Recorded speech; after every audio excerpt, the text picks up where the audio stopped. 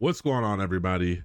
So in today's video, I kind of just want to go over my Spellblade and how the progression I've made so far. I decided to go 4-piece transcendent because one, this is super cheap to build, and two, everything else in the auction house is still extremely expensive. Like if we go here and we go to like the Lotus boots are still almost it's usually around 3K. It went down 2.8K, and then if you keep going down, like these boots, Spectral Overseers, this is the extract, but the Spectral boots are still 10K, which is just insane. And then if you keep going down, like anything Spectral is super expensive. Um, so this build is really easy to get. I'm about 3 weeks behind. I'm working on maxing everything out to 12. I got my rings to 12. I got my weapons to 12, and now I'm focusing on the cloak and accessories, getting those to 12. But basically, 4-piece transcendent. I use a hood, I use the chest piece, I use the gloves, and I use the pants. These boots are interchangeable. I was running the Shadow Harvester boots, but this one gives me dex and perception, and that bonus damage, and the attack speed is nice. Rings are kind of interchangeable. If I want more hit, I'll be running I can't remember the name of the ring. It's a green ring. I would be running this, the Symbol of Nature's Advance, and this gives you critical hit chance and hit chance. So right now I'm pretty much sitting at 1.6k magic hit chance, which is super low. I haven't been doing too much PvP just because I'm trying to get, like I said, all my gear maxed out. I'm about 3 weeks behind, and my range and magic evasion is really low too. I need to get this up to around 2.1k, which will be, I will be able to do that once it's around 12. All my gears 12, right? My dex is 70, my perception is 73, strength is 50, wisdom's 30. These two, like your perception is really huge, and then your dex is really huge, and your strength is really huge for the heavy attack chance. I would get this wisdom up to 50 somehow if I could. I haven't figured out a way to do that yet, but that extra cooldown speed also is very nice. But this is the unbuffed stats. When I buff up here, so say if I roll, I get around 2.5k. Then if I use my my stone here, Valley Fog formula, I will get, like if I use it, I get an extra 2k. If I roll, then I'm at an extra 2.7, and then if I use this roll, I'm at, this goes up to 3. So and it's a minute cooldown, 2-minute cooldown on this. So nothing too crazy. Just wanted to give you guys like an update on this build. Once I get it fully built out, I'll do like a complete guide on it, but this is my PvP setup. This is really good for large scale. I'm actually thinking about taking out the shield block penetration chance, just because like killing tanks is pointless, especially on this server, because they're pretty much like whales, and it's really hard to hit them. But yeah, these are my stats right now. Like I said, nothing too crazy. If I wanted more hit chance, I can go with this, the Cloak of Victorious Destiny. But if I put that on, I'm at 17k, but my range of magic evasion goes down. So if I'm finding it really hard to hit people, I put that on, and then if I need the more ranged magic evasion, I put my range of magic evasion cloak on. Eventually, once I get this fully maxed out, I will be running this cloak just for the extra hit chance, and I'll be running the signal ring, or whatever it's called, which is also a pretty cheap ring if you want more hit chance. Also another good ring. But that's pretty much where I'm at. These are my skills that I'm using right now.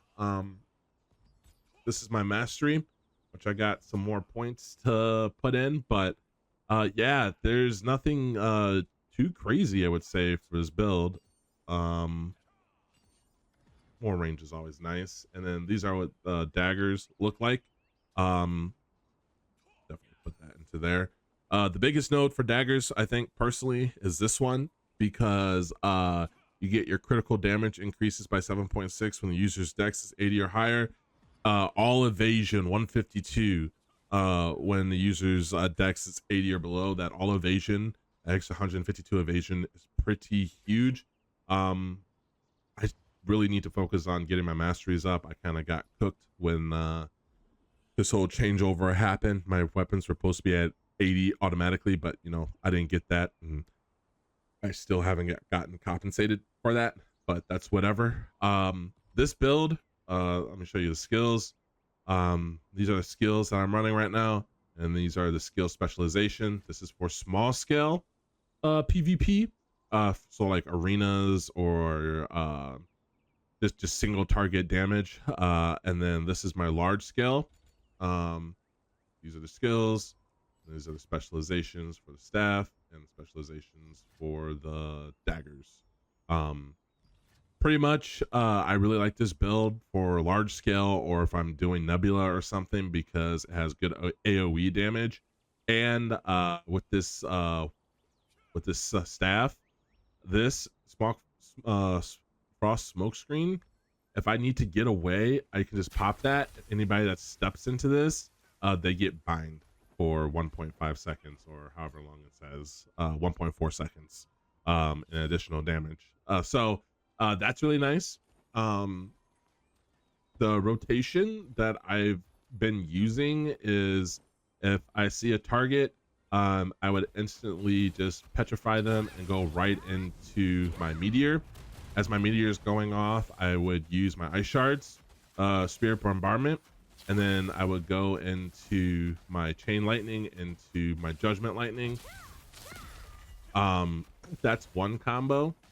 Another combo you could do is you can do like your petrify or icebound tomb, and then you can go into, you always want to follow this up when you bind somebody with hellfire rain, and then you can go into focus firebomb, and at that point you should be at max burn stacks, and then you can go into ice spear bombardment and into your chain lightning, judgment lightning, because ice spear applies that frost weaken debuff, and then judgment lightning and your chain lightning hit for way harder. So normal combo would be buff up with victorious, go into your icebound, into your hellfire rain, into your focus fire bombs if there's a big group, and then you can go into your inferno wave. So there's a bunch of combos. There is not one set rotation, I would say, but it's pretty self-explanatory. Get your buffs, or get your buffs up, get your burning stacks up.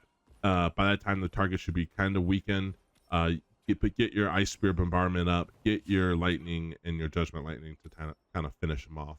So the skill rotation will look something like this. You go this, hit him with that, get closer, boom, hit him with this, boom, and then ice spear into this, So and then if those heavy, which I got super unlucky, but if those heavy, you get 2 of them. And then you can follow up with another one. Yes, Arch still has 10 burning stacks. We got this up. And it's kind of repeat. Put that up. He's bound. Boom. And then say, like, if I need to get away, I can get away back up if I need to. So that's like the large scale rotation.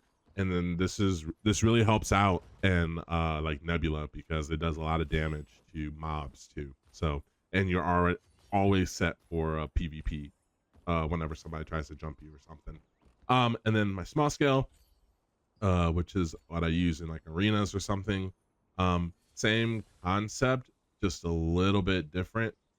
So basically all you're going to do is you're going to pop your lightning infusion, or your victorious energy, your lightning infusion. Then I usually like to go into ice spear bombardment, because that just puts a lot of stacks for the thunderclouds bombing.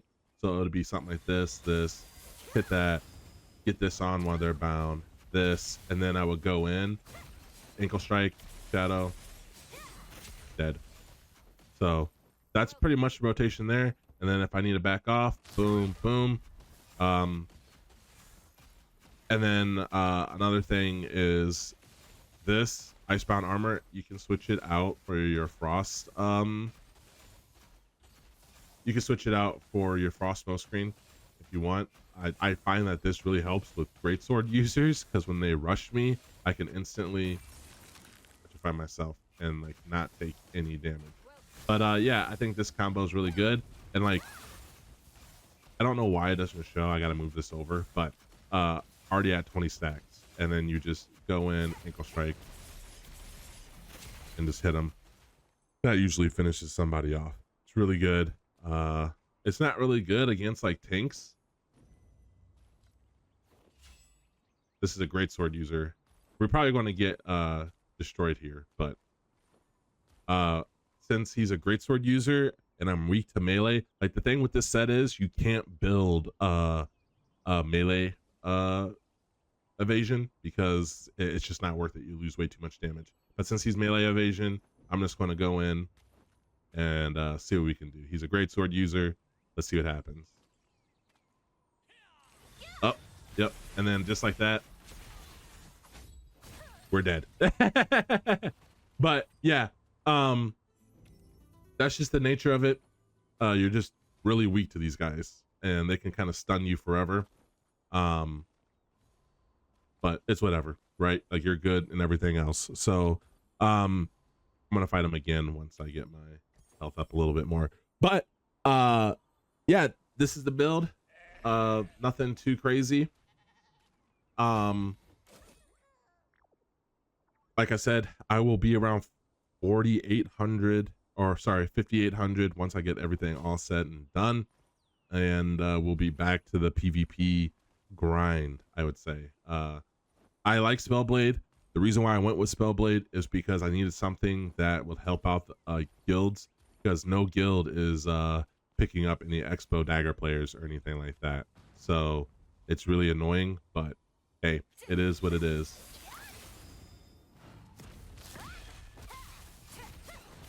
And just like that,